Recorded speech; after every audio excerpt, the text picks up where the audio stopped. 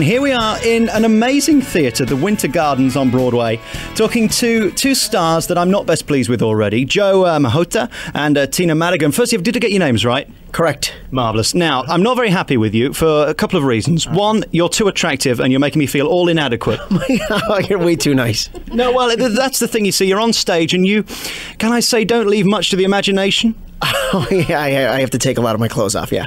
I mean, I noticed that many of the female members of the audience were not particularly paying much attention to the script at the points when you come on. I think that needs to be stopped straight away. Well, I'll see what I can do about it. This is an amazing show, and I've got to be really honest with you. At the beginning, I didn't think I was going to particularly like it, because I love ABBA's music, but I thought a musical about ABBA. But within about 3 minutes, you'd got me so wrapped up in the show. And the thing about the musicals in the UK is they tend to slag them off a lot and say bad things about them if they aren't Shakespeare and educational. This is a feel-good musical, isn't it? Absolutely. Absolutely. What a great line. Which genius do you think came up with absolutely? I'm not sure. Judy Kramer, maybe. It's a great musical, as I say, and you two are the loving couple in it, and the chemistry's marvellous on stage. You must have worked hard and practiced. Oh, thanks a lot. You know what? Honestly, no. The first day that we had rehearsal was the first day that we met each other, and we were so lucky. It makes my job so easy that it just clicks, and from day one. Tina, do you really like him, or is it just acting? He's my best friend. He's like my right arm. I couldn't do anything without him. Let's talk to you about your career to begin with, because you've really had an amazing rise to fame. I mean, you've not done a lot before this. You're straight on Broadway. It's a real credit to your talent. I'm really excited to be here. I wasn't sure, how long it was going to take to get to New York, because one day I eventually wanted to find myself here. But when I got the call in Chicago from Phil Lloyd, the director of the show, to say, will you come and open up the Broadway production, I was absolutely thrilled. It's a dream come true, and I'm having an amazing time here. Amazing. Did you ever think you would make it to Broadway? Because most actors fail. Most actors don't make it to a theatre like this, in a production like this. Did you always feel and know in your heart that it was going to happen, or was it just a showbiz feeling that you wanted to do it because it's an easy job, or other reasons that people have these days? Well, it's so not an easy job. It's a fun job, but I mean, it does take a lot of work, and it takes a lot of determination. It takes a lot of drive, and if you want it and you strive hard enough, I think, to get there, then dreams can come true. But if you just go to take a dance class once a week and think that it's going to be handed to you on your silver platter, that's not how it happens. It takes a lot of hard work. So I think, I always wanted to be here. I always dreamed that I would be here. I just didn't think, wow, originating a role is actually quite a tremendous opportunity to be doing. How much pressure was on you? Because a lot of people were watching this. It was the big production in the Winter Gardens. It was Mamma Mia. It was about ABBA. Could you do the songs? What kind of pressure was on you at the time?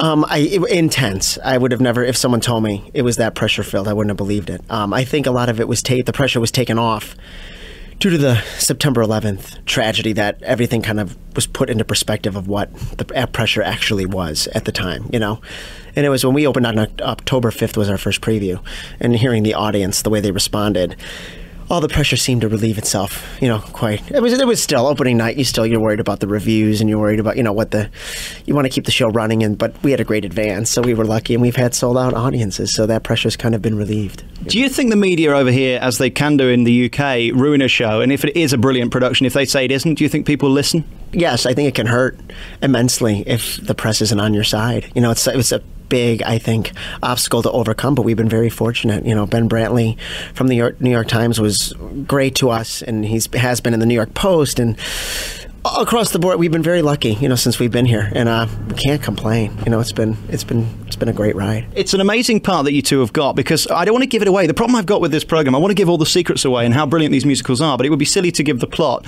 But basically, this is an underlying love story, and you're trying to find your father, aren't you? Yes, it's Sophie's a young girl who has found her mother's diary and has never known who her father was. She's raised by her mother on a small Greek island. She finds her mom's diary and finds that she has 3 possible dads, and it's about 3 months before her wedding to Sky, who's played by Joe, and she invites these 3 complete strangers to the island to come to her wedding because she wants her dad to walk her down the aisle.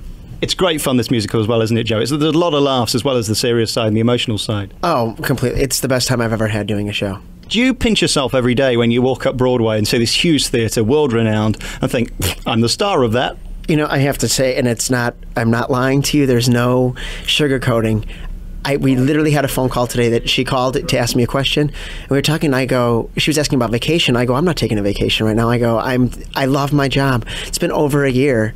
And every day I come into work, I have yet to be like, oh, I don't want to go in today. And we work 6 days a week.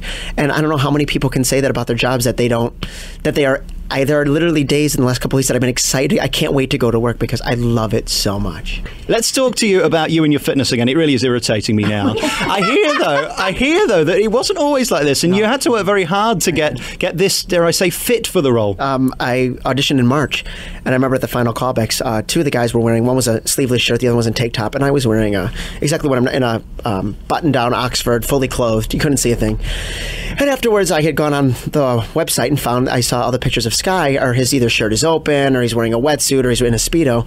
And I was like, oh, cripes. I'm like, there's no way I'm going to get the job. Well, on Monday, I found out I got the job, and I started the Body for Life program, and I lost 29 pounds. And it's 6 days a week I'm at the gym. And help me with that. Was that diet and fitness, or how did you do it? How did you lose that amount of weight? It's 20 minutes of cardio 3 times a week, and then an hour of working out, plus 6 meals a day, a portion of protein, portion of carbs. That's it in a nutshell. And it's staying away from all the if you think you shouldn't eat it, you shouldn't eat it. All right, so I can't have cream cakes on this diet. You can one day a week. One day a week you can have anything. If you want to go to McDonald's 3 times during that day, you can go to McDonald's 3 times. You're telling me I could eat 60 burgers in one day and still lose weight? If you can, but I'll tell you, after doing this diet for 6 days, on that 7th day, there's no way you can eat that many burgers. You'll be sick to your stomach. Have you ever done QVC, the shopping channel? No, I haven't. But I'm the biggest fan of this. And when my friends all know me, I swear by it. There are a few things I swear by. Body for Life is one of them. Tell me about your rise to fame and getting here to Broadway. You're from New York. How did you make it onto this stage? Well, I grew up in Chicago, and then I went to school at Boston Conservatory.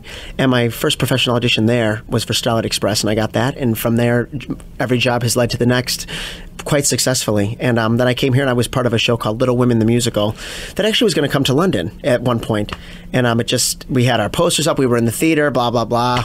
They lost some of the funding, it all kind of fell apart. And then this came right around the corner. So, and I made it to Broadway.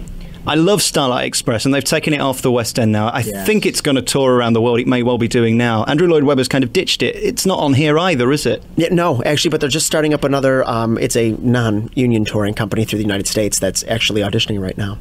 How was it being in Starlight Express? Because not only singing, dancing, you have to be on roller skates through the whole performance. Physically, it was the hardest thing I've ever done, except for the Body for Life diet. It was 3 months of skate camp, learning how to skate. Getting up at 9 in the morning and skating until 6, and your skates do not come off all day. That you eat lunch in your skates, they form to your feet. They're like your second skin, and it was a bear to learn. But once you did, every night was like a sporting event. Lots of blisters. I cannot begin to tell you how many. It was disgusting. It's been great fun talking to you today. Thank you both. You're amazing in this musical. It's on in the West End as well, but come and see it on Broadway. It's at the Winter Gardens, a huge theatre, and it's an amazing show with amazing numbers that are done so differently but perfectly, because a lot of people can slate a musical like this for ruining the songs. There's a Queen musical coming over here next year that's on in the West End, We Will Rock You, which has done the same, but it's done so brilliantly that it doesn't matter.